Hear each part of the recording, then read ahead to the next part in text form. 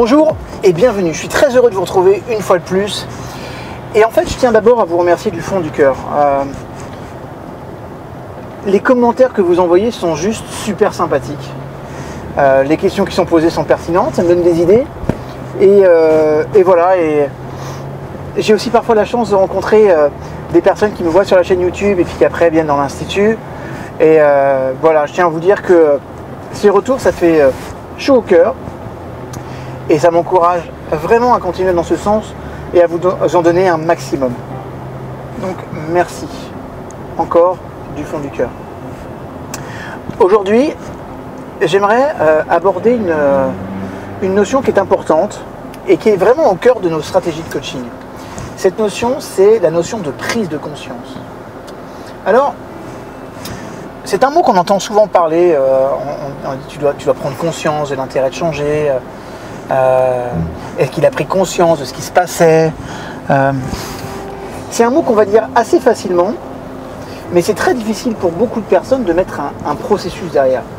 Et moi, mon job, en tant que coach, et quand je forme les coachs, c'est de les amener à, dans un premier temps, de façon quasi immédiate, apporter une attention très particulière sur la notion de conscience. Je vais vous dire pourquoi. Il y a une règle d'or en termes de stratégie de changement. On ne change pas ce dont nous n'avons pas conscience. C'est suffisamment important pour que je le répète. On ne change pas ce dont nous n'avons pas conscience. Si vous n'êtes pas au clair, si vous n'êtes pas conscient de l'intérêt que vous avez de changer, je vous le dis très honnêtement, vous ne changerez pas. Qu'est-ce qui se passe quand je ne change pas?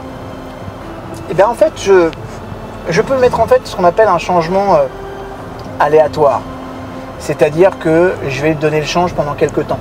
Mais en vrai, au fond, je ne change pas. Donc, là, le principe aujourd'hui, c'est de vous amener à prendre conscience. Et prendre conscience, ce n'est pas qu'un mot. En tout cas, je ne veux pas que ça ne reste qu'un mot dans votre esprit. Je veux que ça se transforme en un véritable concept qui vous permette d'avoir des repères et des questions pour justement savoir est-ce que j'ai bien pris conscience de ce qui se passe et est-ce que j'ai bien pris conscience du reste. On a vu un triangle, c'est performance, apprentissage, plaisir, et puis il y avait les 3 C, conscience, choix, confiance. Et je vous avais dit à ce moment-là que je vous ferai une petite vidéo sur la conscience et je tiens mes engagements. Ce qui renvoie à une autre vidéo qui est intéressante, qui s'appelle l'intégrité. Et Dieu sait que c'est pas toujours facile d'être intègre. Alors, cette notion de conscience. Comme je le disais, Eric Berne, le père de l'analyse transactionnelle, disait « Être en conscience, c'est savoir ce qui se passe maintenant. » Ok ? C'est en clair, je suis en conscience à partir du moment où je me pose, que j'observe à travers mes 5 sens. Par exemple, qu'est-ce que je vois, qu'est-ce que j'entends, qu'est-ce que je ressens. Y a-t-il des odeurs particulières? Est-ce que j'ai des goûts particuliers? Et de faire une démarche dans laquelle je vais me mettre dans la position d'un observateur et dans laquelle je vais définir ce qui se passe là actuellement, ça s'appelle la conscience instantanée. D'accord? C'est je suis en conscience de l'instant. Maintenant, cette conscience instantanée, elle est intéressante parce qu'elle parfois, elle nous permet de nous recentrer. Quand je suis pas bien, quand je suis embarqué dans mes émotions, quand je suis énervé, agacé, harassé, épuisé, ça peut être bien de se dire, ok, c'est quoi? Stop. On va faire un stop. Ah, faut que je vous dise ce que c'est qu'un stop. Un stop, c'est se taire et observer patiemment. D'un point de vue purement mnémotechnique, cette méthode, elle est géniale. Je vais me taire et je vais observer patiemment. Je fais un stop. J'observe ce que j'ai autour de moi. J'observe mon ressenti, ce que j'entends, peut-être les images que je vais avoir à l'esprit et qui peuvent peut-être mener jusqu'à cette angoisse ou à cet état de mal-être dans lequel je suis. Donc, je vais observer, mais je me tais. J'observe patiemment, juste j'observe. Et vous allez voir que le simple fait de faire un stop dans votre vie, ça permet vraiment de pouvoir reprendre le contrôle assez facilement et de ne pas se laisser embarquer par le flux des pensées. Donc ça, c'est un bon petit exercice. Prenez-en l'habitude, franchement, si j'ai un homework à vous donner, c'est celui-là parce que c'est facile à faire. Je me pose, je suis dans ma voiture, je suis dans les transports, n'importe où. Stop. Tais-toi et observe patiemment. Ok? C'est ça, stop, se taire et observer patiemment. Donc c'est génial. C'est j'ai envie de dire, un premier niveau de conscience. Un premier niveau de conscience qui va m'amener à porter un regard intéressant, intéressé sur la façon dont je fonctionne. Et le fait de rentrer dans une logique d'observateur, en fait, va faire que logiquement, je vais reprendre le contrôle. D'accord? Un jour, je vous parlerai d'une expérience qui a été faite en mécanique quantique dans laquelle on envoyait des photons à travers des fentes. Cette expérience est intéressante parce qu'elle montre qu'à partir du moment où on observe ces photons et qu'on s'attend à quelque chose, les photons se conforment à la nature même de l'observation. C'est-à-dire que c'est comme si les photons réagissaient à la volonté et à l'intention de l'observateur. D'accord? Je ne vais pas développer ça aujourd'hui parce que je pense que ça peut faire l'objet d'une prochaine vidéo qui peut être intéressante sur la force de l'intention. Et j'ai envie de faire une vidéo là-dessus. Je reviens sur la notion de conscience. Tout à l'heure, je vous disais, être en conscience, c'est savoir ce qui se passe maintenant. Ok? Pour moi, il y a un deuxième niveau de conscience, ce qu'on va appeler la conscience situationnelle. Ok? C'est-à-dire une conscience dans laquelle je suis capable de me projeter. Quelles vont être les conséquences pour moi si je continue d'avoir ce mode de fonctionnement, ce mode de pensée, ces comportements? D'accord? Par exemple, imaginons que vous vouliez changer quelque chose chez vous. Une mauvaise habitude, un mode de fonctionnement, des pensées que vous ne voulez plus avoir, des comportements qui ne sont pas appropriés dans n'importe quelle situation. Eh bien en fait, ce que vous devez savoir, c'est que le plus important à un moment donné, ça va être d'être justement dans une logique dans laquelle je vais devoir entrevoir mon comportement sur la durée. C'est ça qui est vraiment source de transformation et de conscience. Laissez-moi vous expliquer pourquoi. L'être humain, il a par nature d'observer son mode de fonctionnement dans quelque chose qui est relativement présent. C'est-à-dire que quand je pense à mes problèmes, je pense à mes problèmes là, maintenant, tout de suite. Quand j'ai un comportement qui est un comportement qui est déviant ou pas approprié, je vais très rarement pousser la réflexion de mon comportement jusqu'à du long terme. Je le ferai quasiment jamais, parce que c'est pas le mode de fonctionnement prioritaire de l'être humain. En revanche, l'un des modes de fonctionnement prioritaire de l'être humain, c'est le présent. Donc, il y a des comportements qui, au présent, ne sont pas obligatoirement source de gêne et de difficultés, mais en revanche, il y a des comportements qui, sur le long terme, peuvent me poser des grosses difficultés. Allez, je sais que parmi vous, il y a des ascètes du bio, du bien manger, et franchement, je fais très attention à mon alimentation, et j'ai une épouse qui est formidable par rapport à ça, et qui vraiment veille au grain, et c'est important. Ça fait pour moi partie d'une certaine forme de conscience physique. En revanche, j'aime bien me faire un petit McDo de temps en temps.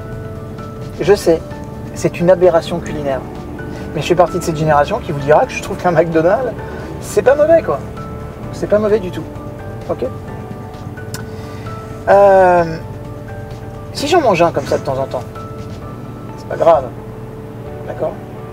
Si ça devient le propre de mon alimentation et que j'organise ce genre de junk food sur la durée, les conséquences pour moi, elles vont s'opérer à plusieurs niveaux. Ok? Je ne sais pas si vous avez vu le reportage fabuleux qui s'appelait Super Size Me. On voyait un journaliste américain qui ne s'était nourri que pendant plusieurs mois que de McDonald's. Quand on a vu les indicateurs de santé et le fait qu'il se mettait vraiment en danger, il avait une baisse de la libido, tout avait disparu, enfin bref. On s'est rendu compte vraiment que c'était dangereux, cette nourriture. D'accord? Le problème, c'est que souvent, on a des comportements qui, dans l'instant, ou des modes de fonctionnement qui, dans l'instant, ne sont pas gênants. Mais sur la durée, ils nous amènent vraiment à des modes de fonctionnement qui sont catastrophiques. D'accord? Donc, il y a plein de comportements comme ça, des petits, ce que moi j'appelle des comportements parasites. Vous devez en prendre conscience. Pour en prendre conscience, vous vous posez cette question qui est une question magique.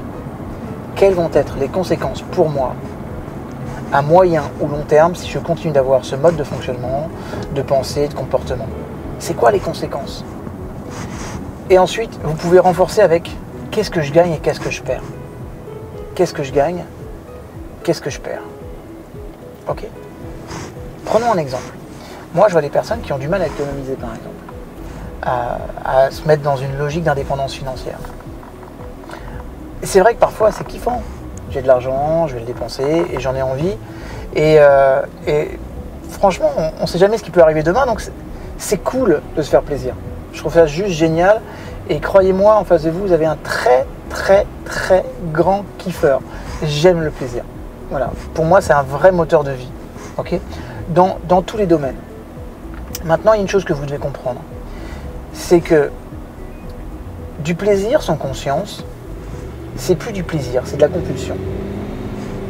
Écoutez-moi bien ce que je suis en train de vous dire parce que c'est important. Du plaisir sans conscience n'est plus du plaisir, c'est de la compulsion. Et du coup, je ne suis plus en maîtrise. Comme je ne suis plus en maîtrise, je vais développer qu'une seule chose possible quand je ne suis pas en maîtrise de mon schéma pulsionnel associé au plaisir, c'est de l'addiction. Je vais être dépendant. Ok ? Le principe, la seule chose à laquelle vous devez être dépendant, c'est à l'amour. Et encore, j'ai des amis qui vous diraient d'être prudent quant à cette dépendance parce que parfois elle peut être néfaste, mais au concept de l'amour, vous pouvez être dépendant. D'accord ? Pourquoi je vous dis tout ça, mes jeunes seigneurs ? Parce qu'aujourd'hui, c'est juste important de comprendre que si je reviens sur l'intelligence financière, si j'économise jamais, je ne serai jamais indépendant financièrement. D'accord ? Donc, si une personne te dit « moi je suis un panier percé, dès que j'ai de l'argent, à mes souhaits, que vous soyez les plus heureux dans votre vie. » C'est mon plus grand souhait. Si une personne vous dit « moi je suis un panier percé, dès que j'ai de l'argent, ça me brûle les mains, il faut que je le dépense. » C'est vrai que dans l'instant, c'est sympa. C'est vrai. Mais quelles vont être les conséquences pour toi si tu ne gères pas ça, là, ce problème, à moyen ou long terme? C'est quoi les conséquences? Et puis surtout, on peut se poser la question, en quoi est-ce un problème pour toi? Amener à la personne à une prise de conscience, c'est plusieurs étapes. D'abord, on écoute la situation, qu'est-ce qui se passe? Puis après, on pose la question, en quoi est-ce un problème d'après toi de ne pas faire d'économie? De ne pas économiser du tout, en quoi est-ce un problème? Donc posez-vous la question. Tiens, tenez, prenez note d'un comportement que vous aimeriez changer, n'importe lequel. Posez-le. Vous pouvez mettre en pause la vidéo, il n'y a aucun problème. Et vous reprenez ensuite. Prenez une feuille, un crayon, et posez-vous cette question. Vraiment. Quelle est la situation ou le mode de fonctionnement que j'aimerais changer chez moi, ou le comportement, ou la façon de penser? Ensuite, posez-vous cette question. En quoi est-ce un problème pour moi? Vraiment. Soyez vrai. Soyez juste avec vous. En quoi est-ce un problème pour moi? Et puis enfin, posez-vous cette question. Quelles vont être les conséquences pour moi à moyen ou long terme si je ne change pas de comportement? En clair, dans mon exemple, ce serait quelles vont être les conséquences à moyen ou long terme si je ne fais pas du tout d'économie? Et j'ai envie que vous preniez conscience de l'impact que chacun de vos comportements peut avoir dans tous vos domaines de vie. En clair, qu'est-ce que ça va avoir conséquence pour moi en termes, par exemple, peut-être de motivation, de plaisir. Qu'est-ce que ça va avoir comme impact sur mon couple? Qu'est-ce que ça peut avoir comme impact sur ma famille? Peut-être que la personne vous dira, c'est clair que si je ne fais pas d'économie, je ne pourrai jamais payer les études de mes enfants lorsqu'ils vont venir à l'âge de pouvoir les suivre. Et ouais, mais comme c'est une responsabilité importante, c'est important que tu prennes conscience que tout se programme maintenant. Okay. Peut-être que la personne va vouloir vous dire, écoute, moi j'ai 45, 50 ans, si je ne fais pas du tout d'économie, je vais me mettre en situation de précarité à 65 ans, quand j'arriverai à la retraite, si j'arrive pas à la retraite plus tôt. Ok, c'est bien d'en prendre conscience maintenant. Vous voyez ce que je veux dire? Et c'est juste important que vous saisissiez que cette notion de conscience, elle est chouette. Vous savez, l'être humain, il est motivé par deux sources essentielles. Dans un premier temps, il y a le plaisir. Dans un deuxième temps, il y a la douleur. On fait les choses quand on arrive à associer suffisamment de comportements négatifs à un mode de fonctionnement, on a envie de le changer. Ça s'appelle le conditionnement neuro-associatif. Ok? Donc là, vous, gardez ce protocole en tête. Ok? Notez le comportement que vous voulez changer. Et si vous voulez vraiment motiver le changement, il faut que vous preniez conscience de ce qui se passe et de l'intérêt que vous avez de changer. Donc, je rappelle le protocole. Marquez le comportement ou le mode de fonctionnement que vous voulez changer. Posez-vous cette question importante. En quoi est-ce un problème pour moi? Et ensuite, quelles vont être les conséquences si je ne résous pas ce problème à moyen ou long terme? D'accord? Ça, là, ça va vous permettre une vraie prise de conscience. Et c'est méthodologique. C'est pas simplement la conscience qu'on pourrait percevoir comme une vue de l'esprit. Non, c'est de la méthode. Si vous suivez ce processus, vous allez voir que, logiquement, l'intérêt, l'envie, la motivation que vous avez de changer, elle va être beaucoup plus grande parce que justement, la conscience sera plus élevée. Et à la fin, posez-vous une dernière question. Qu'est-ce que je veux à la place? Quelle serait la situation idéale? Ok, parce que c'est pas tout d'appuyer sur l'accélérateur des peurs ou de la douleur. C'est bien aussi de se dire, maintenant, qu'est-ce que je veux, quoi? Et vous allez voir que ce processus, ça s'appelle la prise de conscience. Si vous faites ça, vous verrez qu'après, ça sera beaucoup plus facile de mettre en place n'importe quel changement. Ça peut être par exemple un changement de type, je sais pas moi, perte de poids, mettre en place de nouvelles habitudes financières, mettre en place un nouveau type d'alimentation. Bref, le plaisir et le changement qui va vous faire plaisir et qui va vous permettre de passer à un niveau supérieur. Donc moi, je vous embrasse très très fort. Et j'espère que cette petite vidéo vous a amené vraiment à avoir une vision différente de la notion de conscience et qu'elle vous permettra à terme de pouvoir réorganiser et de restructurer ce besoin de façon importante et c'est intelligent. Vous savez, les personnes qui changent sont des personnes qui sont très au clair avec la notion de conscience. Ok? Moi, c'est vraiment, il y a un point commun que j'ai vu avec toutes les personnes qui s'engageaient dans un changement durable. Ils étaient très au clair avec, oh là, le comportement que j'ai là, si je ne le change pas, il va y avoir des vrais problèmes à long terme. Et s'il vous plaît, n'attendez pas que ce soit la vie qui vous envoie les obligations de changement. D'accord? Soyez proactif de votre vie. Soyez pas réactif par rapport aux difficultés que celle-ci va vous offrir, parce que justement, vous n'avez pas pris les bonnes décisions. D'alimentation, d'activité physique, de faire quelque chose qui vous passionne et qui vous tire vers le haut, d'avoir la qualité des relations que vous désirez. Vous voyez ce que je veux dire ou pas? Prenez conscience de ça aussi. Je vous embrasse très fort et je vous dis à très bientôt. Enfin, si vous voulez bien. Merci. Pensez à vous inscrire si vous n'êtes pas encore abonné et puis laissez-moi un petit commentaire. Ça me fera plaisir. Je vous embrasse. À bientôt. Bye.